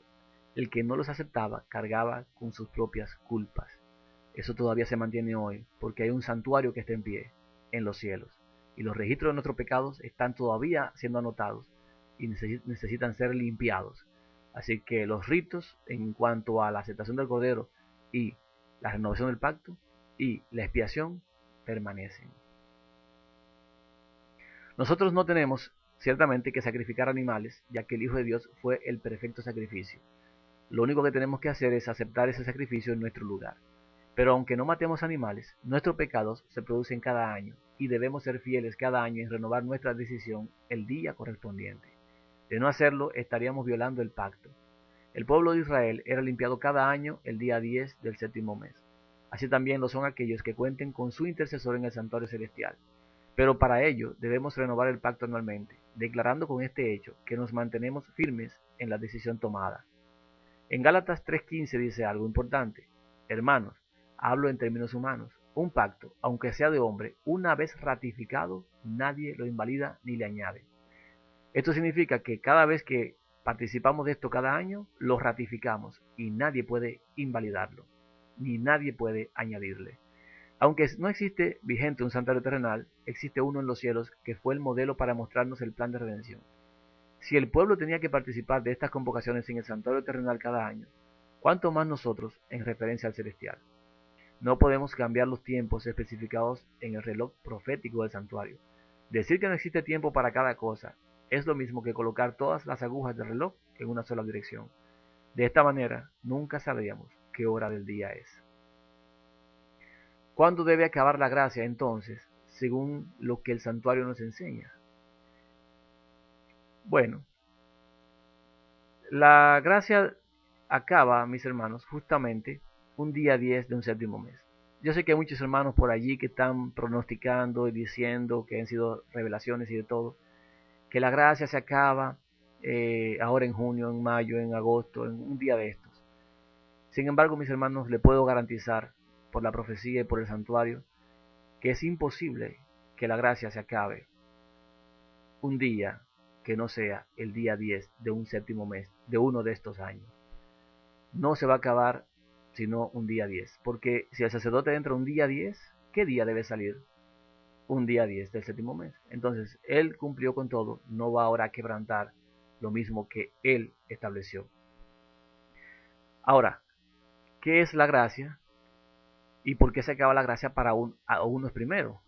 Porque dirán, ¿cómo es eso de que se acaba la gracia para uno primero y para otro después? Porque dicen que la gracia se acaba primeramente para el pueblo de Dios. Yo quiero que ustedes comprendan por qué razón se acaba la gracia para uno primero y qué significa la gracia. Gracia no es más que el periodo de tiempo en el cual todavía estamos a tiempo para hacer pacto. Gracia es solamente eso, el periodo en el que todavía tenemos nosotros oportunidad de pactar con Dios. Sin embargo, la gracia también se extiende para aquellos que hacen el pacto hasta el día de la limpieza. Y también hay que entender lo que es el fin de la intercesión. Fin de intercesión lo único que significa es que en ese momento el Señor deja de interceder. Pero el Señor no intercede por todo el mundo. No, el Señor mismo lo dijo. Mas yo no pido por los que son del mundo. Yo pido por estos. Porque yo no puedo pedir por los del mundo. Entonces, nosotros no podemos pensar ahora que el Señor está pidiendo por todo el mundo. No. Él solamente pide por aquellos que hacen pacto con Él. Ahí tenemos la comprensión de que Él intercede por los que están bajo su gracia. Mientras está el momento del pacto, cualquiera puede entrar. Pero después que el pacto se hizo, solamente los que hicieron pacto llegan hasta el día de la limpieza. Vamos a explicar esto de esta manera. Primeramente está la gracia para todos. Está predicándose el mensaje de los ángeles, que es un mensaje de amonestación, y es al mismo tiempo que Dios está haciendo revisión con linterna sobre cada uno de sus hijos. En ese momento, todo el mundo está con la misma oportunidad. En el primer mes ocurre algo importante, y es la oportunidad de hacer pacto. Entonces, preguntamos, ¿se hizo pacto? Bueno, si todo aquel que hizo pacto está bajo la gracia durante el tiempo de los meses siguientes hasta que llegue el séptimo mes. Cuando llega el séptimo mes se hace una pregunta. ¿Este que hizo pacto cumplió con asistir a la convocación? Porque dice la Escritura que el que no suba a adorar en el día de en la fiesta de tabernáculos no recibirá la lluvia. Pero dice también que el que no se afligiere el día 10 será cortado del pueblo. Entonces la pregunta es, ¿cumplió con asistir? ¿Cumplió con confesar todas sus culpas después del pacto también? Si cumplió, si es que sí, entonces le toca el sello, la vida eterna. Le toca la lluvia tardía, que lo prepara para recibir la herencia de los santos. Ahora, si no cumplió, aunque hizo pacto, si no asistió a la convocación del día 10, si no se afligió ese día, si no subió, no recibe la lluvia, como tampoco es parte del pueblo porque va a ser cortado. Entonces ahí vemos que la gracia permanece sobre los que hicieron pacto, pero tiene que cumplir. Si no cumple, ¿qué le toca? Le toca justamente la muerte, porque no llegó a cumplir. Ahora, si en el primer mes no se hizo el pacto, si no hay pacto, entonces no tiene sumo sacerdote, no tiene intercesor en el lugar santísimo. Por lo tanto, no tiene gracia. Si no tiene intercesor, no hay gracia para él. O sea que desde el momento en el que no hizo pacto, se quedó sin intercesor. Así que ya no importa si cumplió o no cumplió. Lo que le corresponde es la muerte, porque nadie va a limpiar sus pecados. Y la Escritura es muy clara cuando dice que la paga del pecado es muerte. Y entonces si cargamos con nuestra culpa y no la depositamos y no es limpiada, vamos a morir. Vamos a ver un ejemplo de lo que estoy diciendo aquí con lo que pasó con Noé. Y allí les voy a pedir que vean bien el esposo en la página de ladeidad.net para que descarguen ese tema a fin de que puedan comprender mejor lo que voy a decir ahora. De todas maneras voy a tratar de explicarlo lo mejor posible. Primeramente, cuando Noé había gracia para todo el mundo. Se estaba dando el tiempo de la revisión de Dios. Y Dios revisó el pueblo y vio que todos los pensamientos de ellos eran de continuo solamente el mal.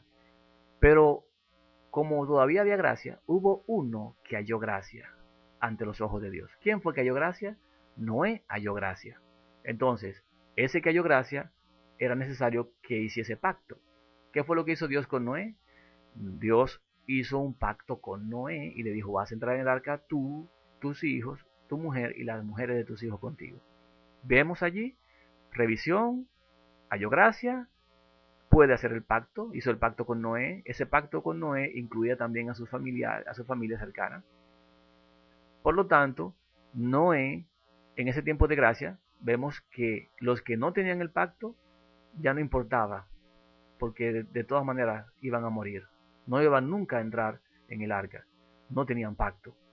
Pero Noé, que tenía pacto, sí iba a entrar, pero había algo importante. Durante el tiempo que Noé tuvo pacto, la gracia estaba todavía con Noé, su esposa y sus hijos y la esposa de sus hijos.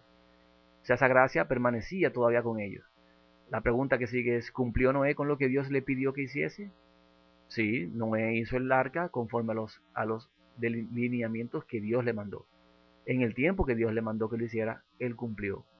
Y predicó, pero como los demás no tenían intercesor, no tenían gracia, no tenían pacto, no importaba. Ninguno entró en el arca, sino aquellos que habían establecido su pacto con Dios, o Dios con ellos, en este caso. Entonces, si Noé cumplió, ¿qué pasó? Que es que sí. ¿Qué pasó con Noé y su familia? Vivió. Y como él vivió, entonces se cumple lo que estamos diciendo ahora. Todos los demás perecieron. O sea que aunque hubiesen hecho un arca, ellos, de su propia cuenta, como quiera, que cumplieran haciendo un arca, ellos, de su propia cuenta, no se iban a salvar. No iban a tener las medidas correctas, no iban a tener la suerte del pacto que Dios hizo con Noé, y no se iban a salvar por su propia justicia o sus propias obras. Eso sucede en estos días.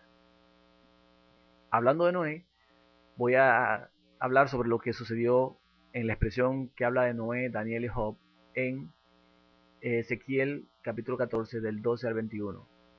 Leo.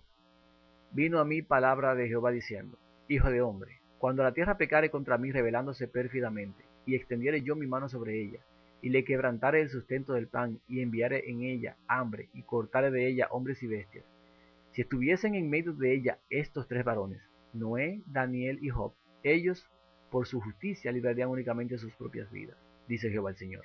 Y si hiciere pasar bestias feroces por la tierra y la asolaren, y quedare desolada de modo que no haya quien pase a causa de las fieras, y estos tres varones estuviesen en medio de ella, vivo yo, dice Jehová el Señor, ni a sus hijos ni a sus hijas librarían, ellos solos serían librados, y la tierra quedaría desolada. O si yo trajere espada sobre la tierra y dijere, espada, pasa por la tierra e hiciere cortar de ella hombres y bestias, estos tres varones estuviesen en medio de ella, vivo yo, dice Jehová el Señor, no librarían a sus hijos ni a sus hijas, ellos solos serían librados. O si enviare pestilencia sobre esa tierra y derramare mi ira sobre ella en sangre, para cortar de ella hombres y bestias, y estuviesen en medio de ella Noé, Daniel y Job, vivo yo, dice Jehová el Señor, no librarían a su hijo ni a hija, ellos por su justicia librarían solamente sus propias vidas. Por lo cual, así ha dicho Jehová el Señor, cuánto más cuando yo enviare contra Jerusalén mis cuatro juicios terribles, espada, hambre, fieras y pestilencia, para cortar de ella hombres y bestias, cuánto más cuando se suelten los cuatro vientos. La expresión aquí de Noé, Daniel y Job. ¿Por qué Noé, Daniel y Job? Ciertamente, mis hermanos, en ese orden también tiene su explicación. Noé, porque el tiempo en el que hemos de vivir nosotros es en un tiempo como los días de Noé, que los hombres iban de continuo solamente el mal, que los hombres se daban a todo tipo de tarea contra Dios, contra el Altísimo. Noé halló gracia, hoy nos toca a nosotros.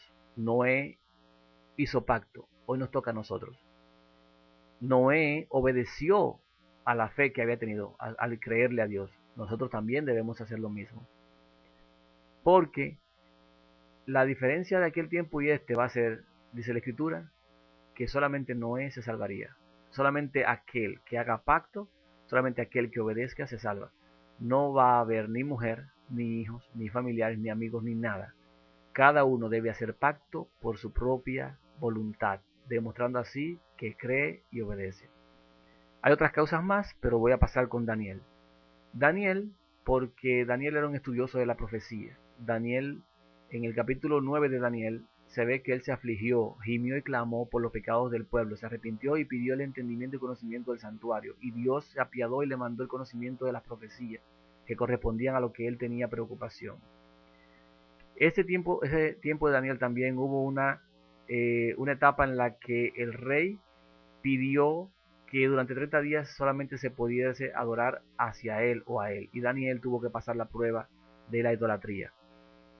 Daniel oraba y oraba a su Dios sin importarle el edicto que se había firmado, y fue librado. En este tiempo nosotros tenemos que pasar un tiempo similar, algo similar. Hemos de permanecer escudriñando las Escrituras, siendo como Daniel, revisando cada día el tiempo en el que estamos viviendo. Tenemos también que vivir una prueba sobre la idolatría y debemos pasarla. Debemos gemir y clamar e interceder y debemos conocer sobre el santuario. Y el Señor va a mandar entendimiento para todos aquellos que sean Danieles en este tiempo. Pero solamente si viviese Daniel, todo aquel que no escudriñe, que no quiere estudiar y no quiere saber de nada y no quiere ver temas ni quiere aprender nada, pues no es un Daniel. Y por eso dice, entonces el que no es Daniel no se salvaría, porque no tendría la fe necesaria para obrar en obediencia a la indagación y a lo que se exige. Job, ¿por qué Job? Porque sencillamente Job fue uno de los pacientes. Job vivió la pérdida de sus propiedades, vio lo que era pestilencia en su propio cuerpo, a su alrededor. Él sufrió la pérdida de sus hijas, perdió la hacienda, perdió todas sus pertenencias y tuvo que ser probada su paciencia. Y aquí está la paciencia de los santos en estos días. Ahí vemos en el mismo orden, el estado de cosas se asemeja al tiempo de Noé. Nosotros necesitamos hacer pacto.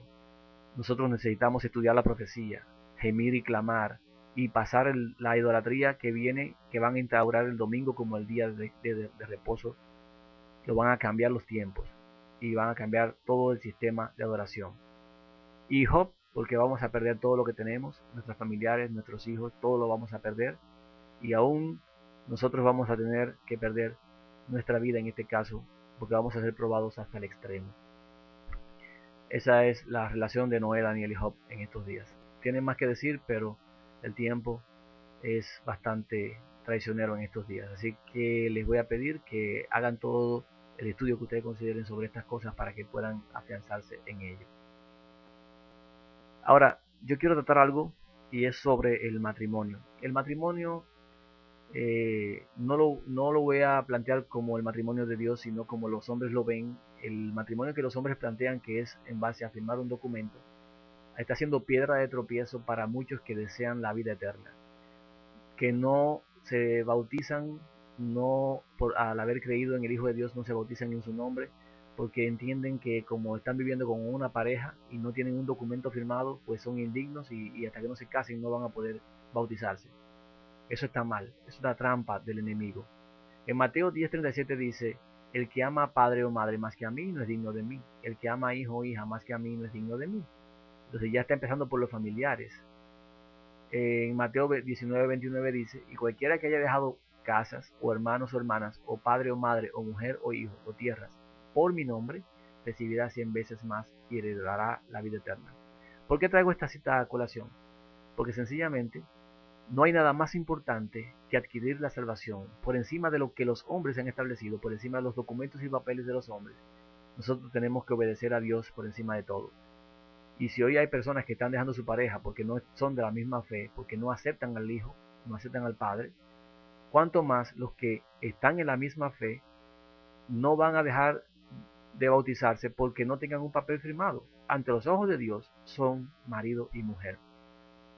Imagínense a alguno de los discípulos preguntándole a cada uno de los que se agregaban por las prédicas, por ejemplo, los 5,000 o 3,000, Pedro, a cada uno que se le acercaba, digamos esto, ¿tienes pareja? Y de ser así, ¿firmaste por la ley de los hombres? Como una forma de darle apertura para el cielo. Hermano, imagínese eso. Pedro, que cada vez que alguien se le acerque le diga eso y que le diga, no, yo tengo pareja, pero no tengo un papel firmado en la fiscalía o ante el sacerdote. Y Pedro le diga, no te puedo bautizar, te tienes que ir. Recibiste el Espíritu Santo, pero no te puedo bautizar. Imagínense una acción como esa.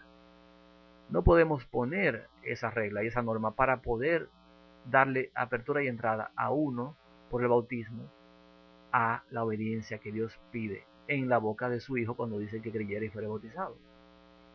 No hay más condiciones. O, ¿qué pasaría con las personas que hoy se tienen que separar por causa del mensaje? Entonces, tienen un papel firmado, pero se tienen que dejar porque no son de la misma fe.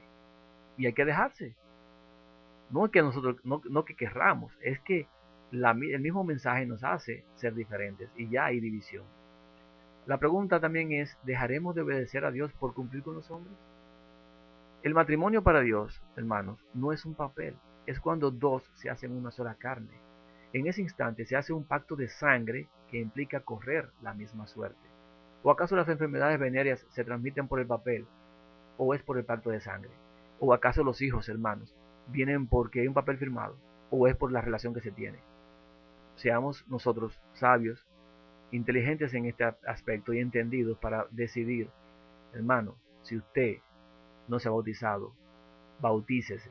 Ahora, la regla es, si usted puede ponerse en orden con la ley de los hombres, hágalo. Pero que eso no sea un obstáculo para que inmediatamente usted entienda este mensaje, proceda con la obediencia del bautismo. Porque su vida eterna depende de lo que usted haga. ¿Prefiere perderse por no tener un papel? El papel no le lleva a la salvación. El Hijo de Dios sí. Y hay que estar bautizado en su nombre para estar revestido de él. Piénselo bien. El matrimonio por los hombres, hermanos, se ha colocado como un impedimento para obtener la vida eterna. Estoy hablando del papel firmado, no del matrimonio de Dios. El papel firmado. Los dirigentes de iglesia han hecho un comercio de almas con esta trampa del enemigo. No bautizan al que tiene la voluntad de obedecer porque su pareja no es de la misma fe y no desea firmar un documento. Pero bautizan al que vive en un libertinaje teniendo relaciones ilícitas. Pero como no vive bajo un mismo techo, no le imponen impedimento. En pocas palabras, hombres y mujeres que están viviendo y compartiendo su cuerpo con otras personas, pero como no están bajo un mismo techo, bueno, a ti te puedo bautizar. Pero están en una condición peor que el que tiene 10, 15, 8 años y ya tiene hijos con una pareja, aunque no haya firmado un documento, por cualquier causa que sea, porque le falta el documento de identidad, porque no tiene una acta de bautismo a tiempo.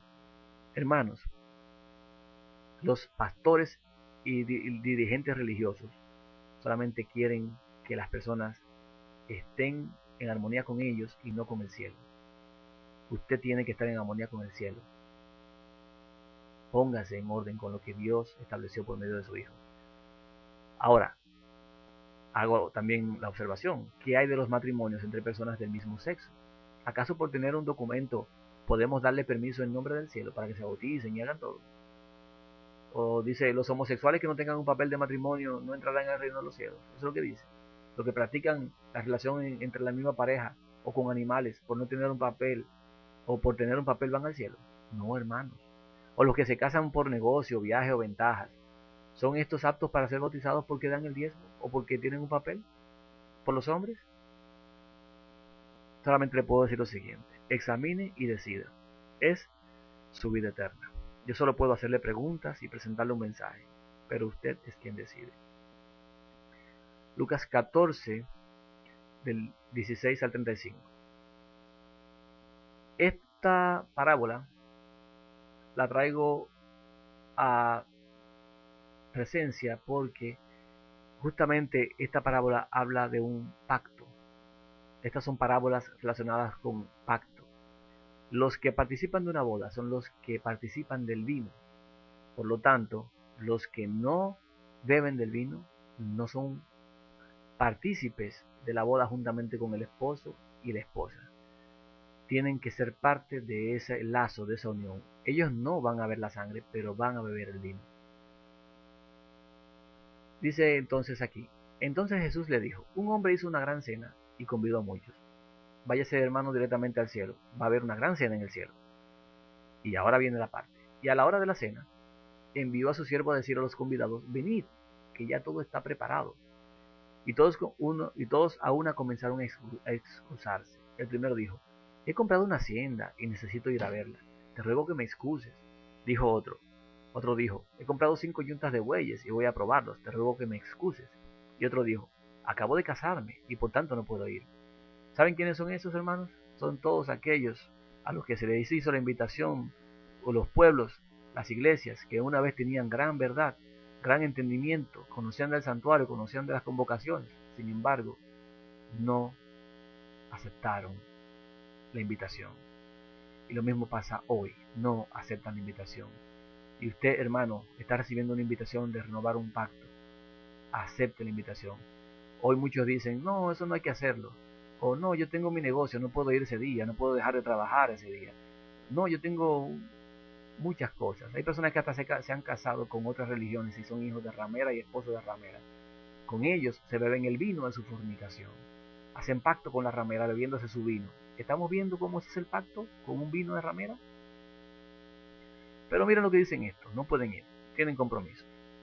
Vuelto el siervo, hizo saber estas cosas a su señor.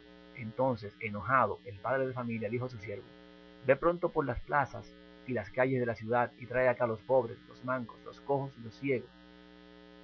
¿Usted se recuerda, hermano, de aquella cita que habla de Isaías que dice que traerán a los mancos, ciegos, cojos al monte de Jehová como ofrenda?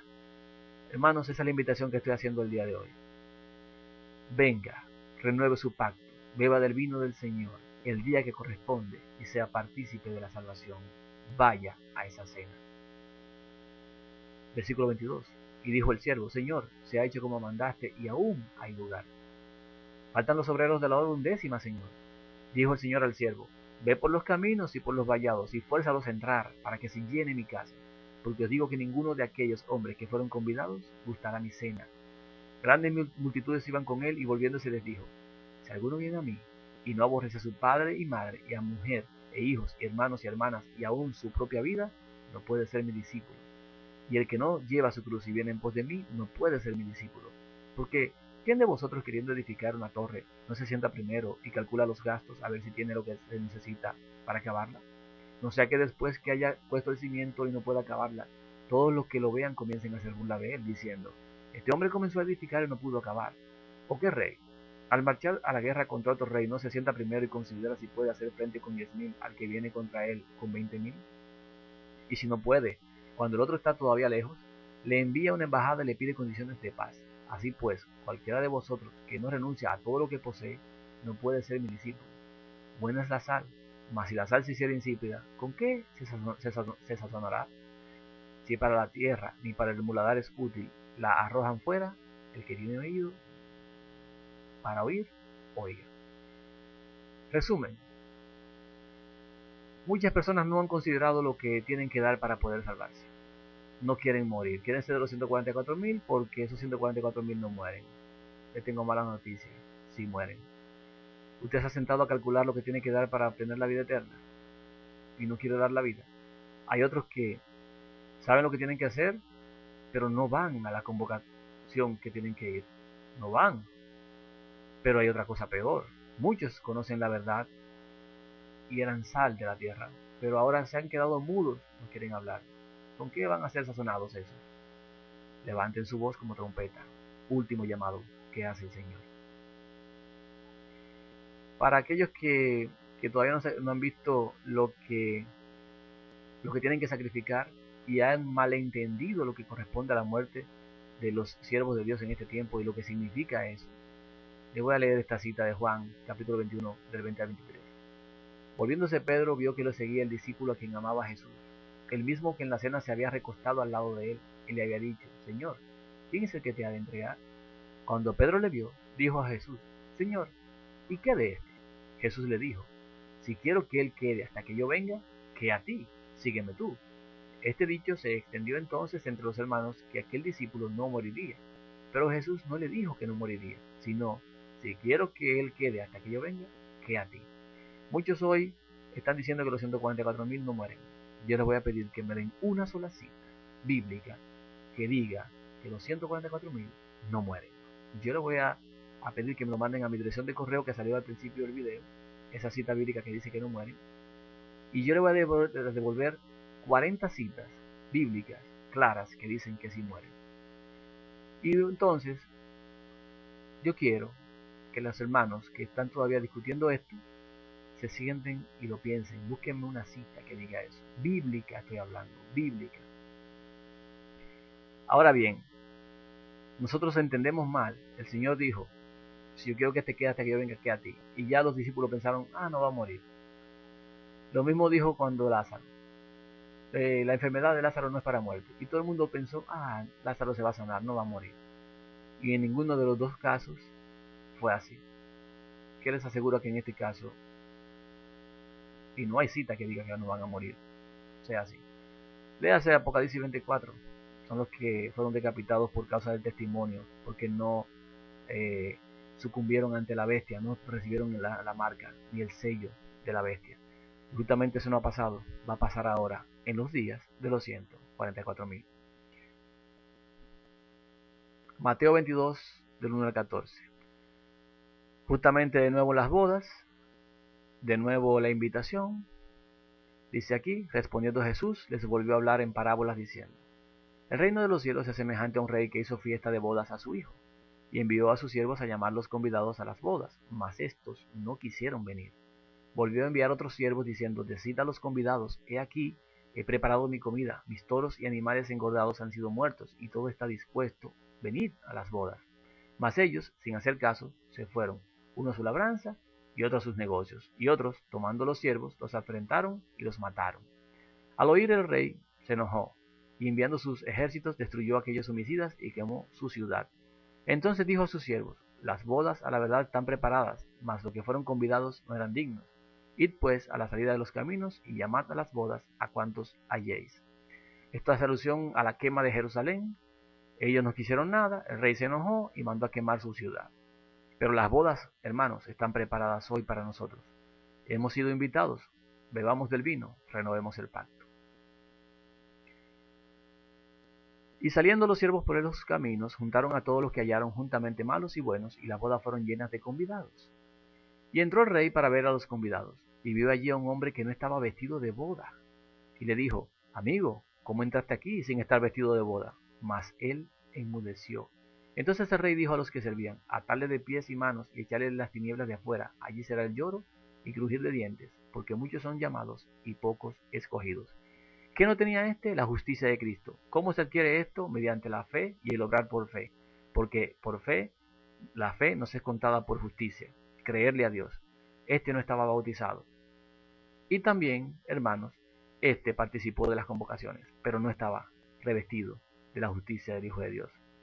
No bebió la copa con dignidad, convirtió en inmunda la sangre, la tuvo por inmunda, la sangre del pacto. Esto hay que tenerlo muy claro. Así como antes, para poder uno pasar a oficiar en el pueblo judío, tiene que estar circuncidado. En este tiempo, para poder participar del nuevo pacto, hay que estar revestido. Debemos tener el bautismo realizado. Juan capítulo 2, versículo del 1 al 10. Las bodas de Caná. Al tercer día se hicieron unas bodas en Caná de Galilea, y estaba allí la madre de Jesús. Y fueron también invitados a las bodas Jesús y sus discípulos. Y faltando el vino, la madre de Jesús le dijo: ¿no tienen vino? Jesús le dijo: ¿a qué tienes conmigo, mujer? Aún no he venido mi hora. Su madre dijo a los que servían: haced todo lo que os dijere. Y estaban allí 6 tinajas de piedra para agua, conforme al rito de la purificación de los judíos, en cada una de las cuales cabían 2 o 3 cántaros.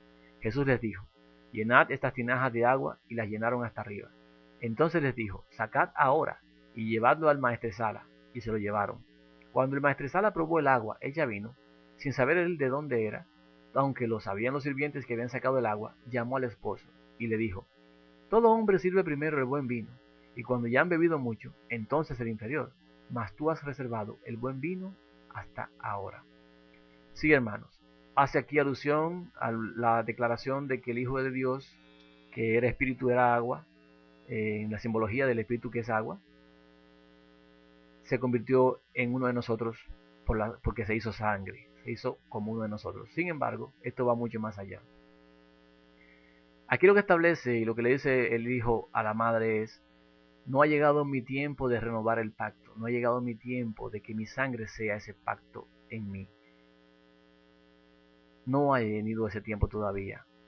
Y lo que sucede aquí es que primero se dio el antiguo pacto, que no era perfecto, y ahora viene el nuevo pacto, que es en un vino perfecto, en una sangre perfecta. Ya después de que se había casi acabado la gracia o lo que era el pacto, viene entonces el mejor vino, el mejor pacto. Ese es el establecimiento del nuevo pacto dado a entender en las bodas de Caná.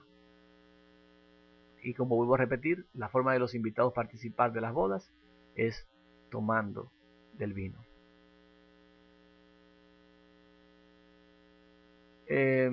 Decida entonces, hermano, según lo que hemos leído, ¿qué hará? El día 14 del segundo mes es la última oportunidad de este año. ¿Por qué? Porque hay una prórroga para todos aquellos que no pudieron celebrarla porque no sabían, porque estaban de viaje, porque estaban inmundos, porque se le había muerto un familiar, por cualquier razón que sea válida. Pero el Señor, sabiendo lo importante que es el establecimiento del nuevo pacto, esa renovación, da otra oportunidad en el día justo 14 del segundo mes. Este día 14 del segundo mes corresponde, este año 2012, al sábado 5 de mayo. Así que deberá renovar el pacto en las primeras horas de este día, o sea, al recibir el sábado. Cuando se recibe el sábado, hay esa noche, que se recibe el sábado, esa misma noche de sábado, se hace la renovación del pacto. Es el único evento del santuario que tiene prórroga. Esto es así por la importancia que tiene el establecimiento del pacto. No sabemos, hermanos, si este será el último año de intercesión, año 2012. Así que infórmele a todo aquel que pueda sobre esto que usted ha visto el día de hoy. Explíquele o dígale lo que significa lo que se hace. Así que el Señor pueda bendecirles a cada uno de ustedes, pueda ser de entendimiento para todos aquellos que lo han visto, puedan no solamente entenderlo, sino que tengan el tiempo para obrar y hacer esta renovación de pacto. Si por alguna causa, por alguna razón, este material le llega demasiado tardío, yo creo que Dios en este tiempo tiene obreros de 1 hora 1 décima. No sé si se va a aplicar esta 1 hora 1 décima a aquellos que hagan pacto el último año en época diferente de la que corresponde en la en el evento que corresponde al santuario, lo que corresponde al día específico de la celebración.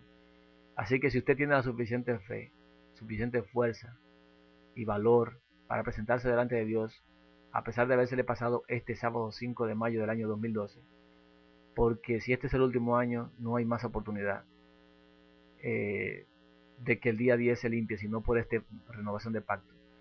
Si no es el último año, entonces en el año que viene usted va a poder hacerlo si no es que ha perdido la vida antes. Esperemos en el Padre y el Hijo que no sea así, sino que cada uno de los que han de ser salvos pueda hacer la voluntad del Hijo de Dios y recibir la promesa de la vida eterna que ha sido dada en su sangre.